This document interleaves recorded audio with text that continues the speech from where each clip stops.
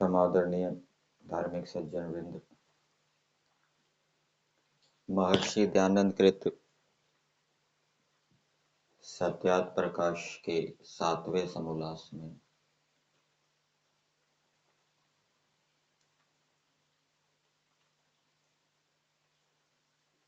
परमात्मा के स्वरूप के विषय में शंका समाधान किया गया है। कुछ लोग ऐसा मानते थे, आजकल भी ऐसा मानते होंगे कि जीवात्मा और परमात्मा एक हैं, और इसका कारण शास्त्रों के अर्थों को ठीक ठीक ना समझना, शास्त्रों के अर्थों के विषय में भ्रांति होना, अनेक शास्त्र वचन दिए गए हैं जिनमें भ्रांति के कारण लोग जीवात्मा और परमात्मा को एक ही मानने लग गए। जैसे प्रज्ञानम ब्रह्म, अहम ब्रह्मस्मि, तत्त्वम असि, अयम आत्मा ब्रह्म, ये वाक्य हैं। इनको ठीक प्रकार से न समझने के कारण, शास्त्र ज्ञान न होने के कारण भ्रांतियां उत्पन्न हो गई और जीव को परमेश्वर का अंश मानने लग गए, जीव को ही ब्रह्म मानने लग गए। एक वाक्य है प्रज्ञानम ब्रह्म। इस वाक्य को पढ़कर भ्रांति हो गई कि प्रज्ञान ब्रह्म है।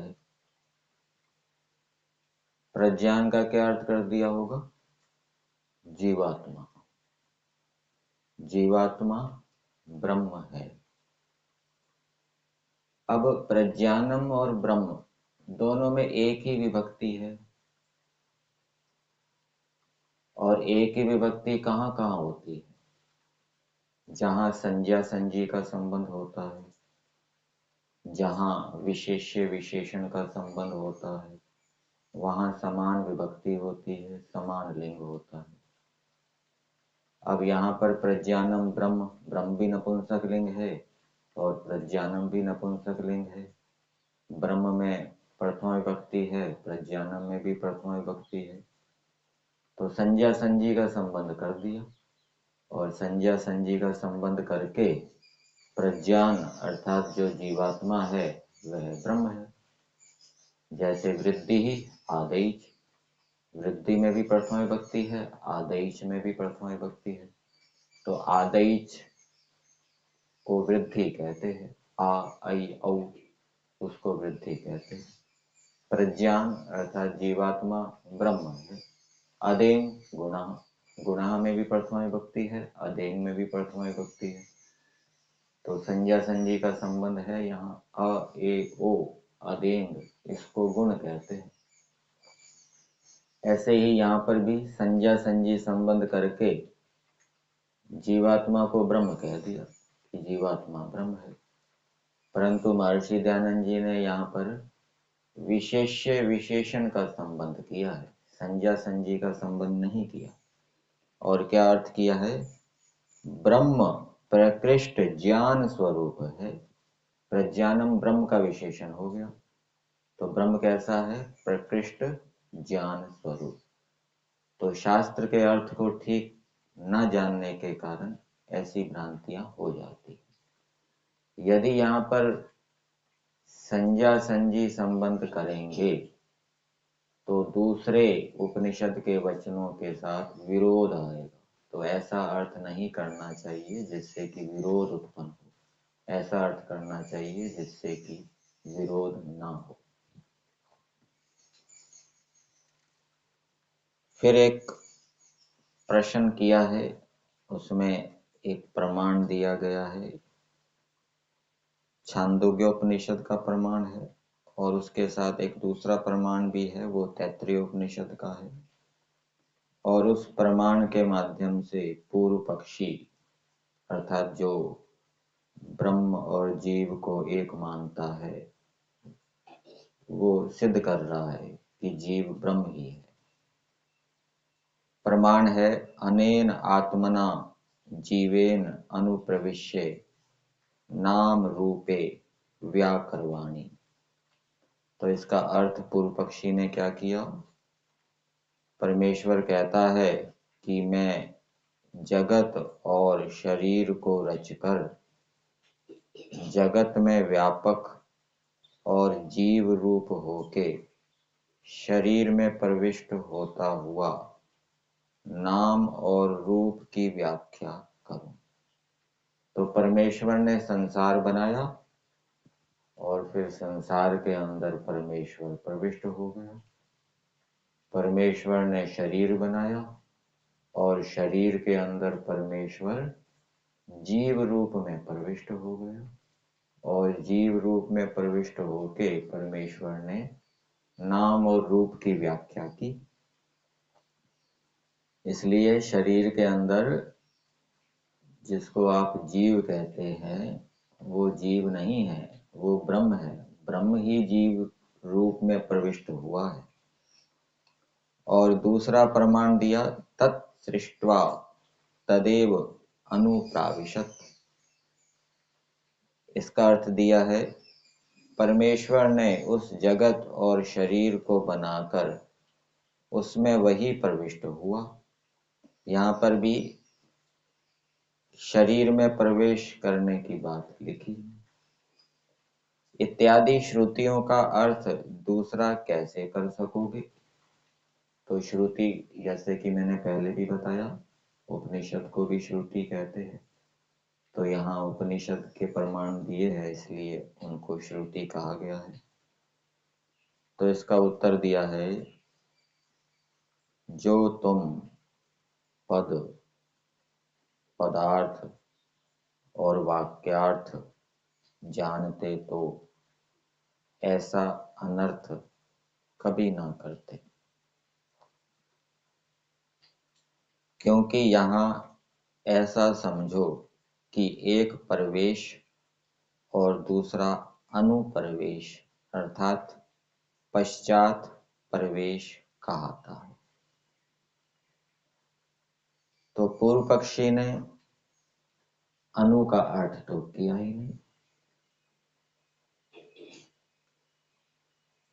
या तो पूर्व पक्षी पद नहीं जानता कि अनुपद भी होता है, जानता है तो उसका अर्थ नहीं जानता, अथवा अर्थ जानता है तो उसका अर्थ किया नहीं उसने जानबूझ के, ऐसा हो सकता है।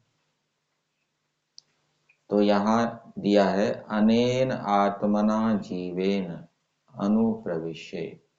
इस आत्मा जीव में पश्चात प्रवेश करके परमेश्वर शरीर में प्रविष्ट हुए जीवों के साथ अनुप्रविष्ट के समान होकर वेद द्वारा सब नाम रूप आदि की विद्या को प्रकट करता है।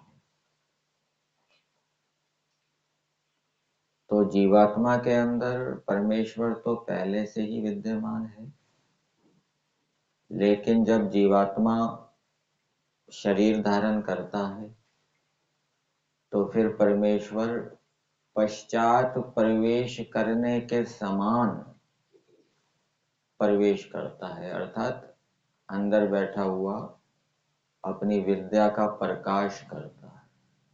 तो ये अनुप्रवेश है। तो पूर्व पक्षी ने अनु शब्द की ओर ध्यान दिया ही नहीं, अथवा उसका अर्थ ही नहीं किया, इसलिए उसको भ्रांति हो गई, अथवा वो सामने वाले व्यक्ति में भ्रांति उत्पन्न कर रहा है। फिर आगे दिया, दूसरे प्रमाण का अर्थ कर रहे हैं तत्सृष्ट्वा तदेव अनुप्राविशत, और शरीर में जीव को प्रवेश करा, आप जीव के भीतर अनुप्रविष्ट हो रहा है। जो तुम अनु शब्द का अर्थ जानते तो वैसा विपरीत अर्थ कभी ना करते। तो शुरू शुरू में क्या दिया था महर्षि दयानंद जी ने, जो तुम पद पदार्थ और वाक्यार्थ जानते तो ऐसा अनर्थ कभी ना करते। तो पूर्व पक्षी कौन से पद का अर्थ नहीं जानता? अनुपद का अर्थ नहीं जानता, और उसने अनुपद का अर्थ नहीं किया, इस कारण से उसको भ्रांति हो गई। उपदेश मंजरी में, जिसमें महर्षि दयानंद जी के उपदेशों का संग्रह किया गया है, वहां पर भी ईश्वर के विषय में शंका समाधान है। ये जो अभी हमने एक संस्कृत वाक्य की व्याख्या की कि प्रज्ञानम ब्रह्म,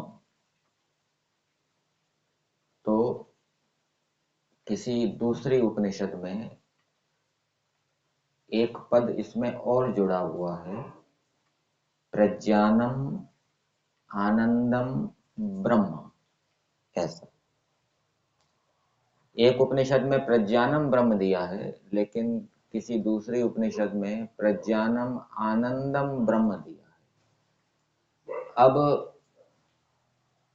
यहां पर संज्ञा संजी संबंध भी कर लें यदि,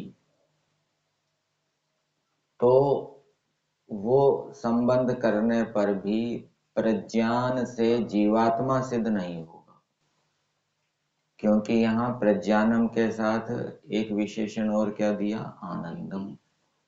जो प्रज्ञान है और आनंद स्वरूप है वह ब्रह्म है। अब बताओ, अब क्या अर्थ करोगे? तो यहाँ पर तो परमेश्वर का विशेषण ही लेना पड़ेगा कि परमेश्वर कैसा है? प्रकृष्ट ज्ञान स्वरूप है और आनंद स्वरूप है। ये प्रज्ञानम आनंदम ब्रह्म ऐसा जो वाक्य है, ये महर्षि दयानंद जी के उपदेश में दिया गया है। और प्रज्ञानम ब्रह्म ये जो वाक्य है, ये सत्यार्थ प्रकाश के 7वें समोल्लास में दिया है। एक पद का अंतर है। फिर उपदेश में दिया है,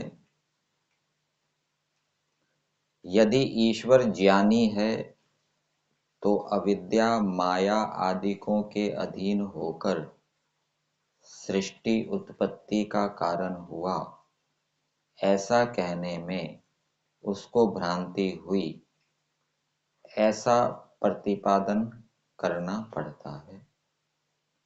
तो एक तरफ तो अद्वैतवादी आधुनिक वेदांती परमेश्वर को ज्ञानी मान रहे हैं, और फिर ये भी कह रहे हैं कि परमेश्वर को भ्रांति हो गई, और भ्रांति होने के कारण, अविद्या होने के कारण परमेश्वर जीव रूप हो गए। तो ऐसे में फिर परमेश्वर सर्वज्ञ नहीं रहेगा। भ्रांति किसको होती है? जो अल्पज्ञ होता है उसको भ्रांति होती है, सर्वज्ञ को नहीं होती। फिर आगे दिया है, जहां देश काल वस्तु का परिच्छेद है वहां भ्रांति है। यही भ्रांति ब्रह्म को हुई, यह मानने से ब्रह्म का ज्ञान अनित्य ठहरता है। तो जो वस्तु देश काल से सीमित होती है, जो चेतन देश और काल से सीमित होता है, महर्षि दयानंद जी क्या कह रहे हैं? वह चेतन भ्रांति युक्त होता है। और जो चेतन देश और काल से सीमित नहीं है, देश की दृष्टि से अनंत है, काल की दृष्टि से अनंत है, उसके अंदर भ्रांति नहीं होती। परमेश्वर भी ऐसा है। परमेश्वर देश की दृष्टि से अनंत है, काल की दृष्टि से अनंत है, इसलिए उसमें भ्रांति नहीं हो सकती। उसको भ्रांति मानना कि परमेश्वर में भ्रांति हो गई, ये मिथ्या है।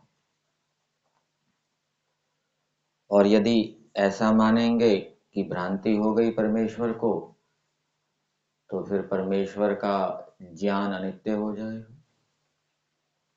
और परमेश्वर का ज्ञान अनित्य हो गया तो फिर परमेश्वर नित्य कैसे हो जाएगा? फिर परमेश्वर को भी अनित्य मानना पड़ेगा, जबकि वेदों के अंदर परमेश्वर को नित्य कहा है। तो ऐसा अर्थ नहीं करना चाहिए जिससे कि वेद आदि शास्त्रों के अन्य वचनों के साथ विरोध आए। फिर आगे दिया है, इसी तरह जीव भावना भ्रांति का परिणाम है। ब्रह्म को भ्रांति हो गई, इसलिए ब्रह्म अपने आप को जीव मानने लग गया, और जब भ्रांति दूर हो जाएगी तो वही जीव अपने आप को क्या मानने लग जाएगा? ब्रह्म मानने लग जाएगा। तो ऐसा उनका कहना है।